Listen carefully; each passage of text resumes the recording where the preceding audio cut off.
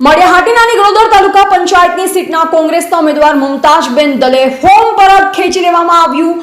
મહિલા ઉમેદવાર દ્વારા ફોર્મ પાછું ખેંચાતા રાજકારણમાં ગરમાવો આવ્યો। કોંગ્રેસ તાલુકા પ્રમુખ માલદેવ પીઠિયાએ આમ આદમી પાર્ટી પર કર્યા ઉગ્ર પ્રહાર। આમ આદમી પાર્ટીના આગેવાન પિયુષ પરમાર તથા આગેવાનો દ્વારા ધાક ધમકી અને પૈસા ન જોડે ફોર્મ પાછું ખેંચ્યા હોવાનો આક્ષેપ કર્યો હતો। હાલ આમ આદમી પાર્ટી કોઈ પણ જોડે સત્તા મેળવવા માટે કોઈ પણ હદે જઈ શકવાના પણ આક્ષેપ કર્યા હતા। એબાદ અલ્પેશ કગરાણા, જૂનાગઢ। હું માલદેવભાઈ ભીખાભાઈ પીઠિયા, માળિયા તાલુકા કોંગ્રેસ પ્રમુખ।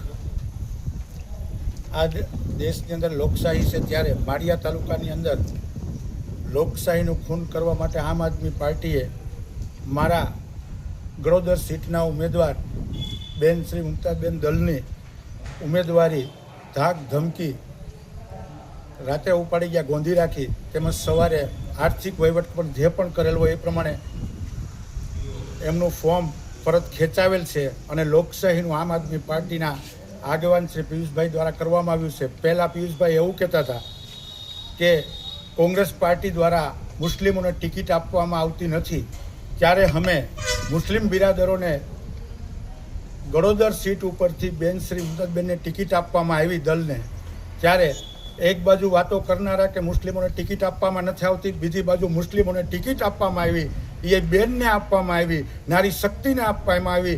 જ્યારે આમ આદમી પાર્ટીના આગેવાન શ્રી પિયુષભાઈ દ્વારા એમને ઉપાડી પોસ્ટલાવી ગોંધી રાખી, રાત આખી આર્થિક વહીવટ ધાક ધમકી જે પણ કર્યું હોય એ પ્રમાણે એમનું ફોર્મ ખેંચવામાં આવ્યું છે।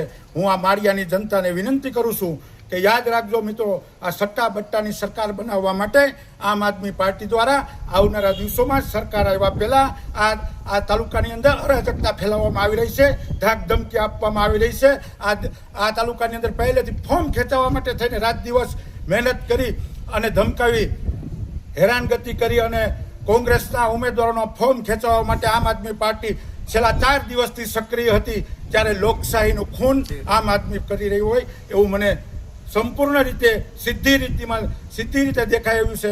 ત્યારે હું માળિયા તાલુકાની જનતાને 2 હાથ જોડીને વિનંતી કરું છું કે આવનારા દિવસોની અંદર કોંગ્રેસના પંજાના નિશાન ઉપર મત આપી અને આ સટ્ટા બટ્ટાની સરકારો બનાવવા જઈ રહેલી કિન્નાખોરી ભરી પાર્ટી આમ આદમી પાર્ટી એને મત ના આપતા અને કોંગ્રેસને વધારેમાં વધારે મત આપી અને લોકશાહી બચાવો એવી વિનંતી કરું છું। જય કોંગ્રેસ, જય હિન્દ, જય ભારત।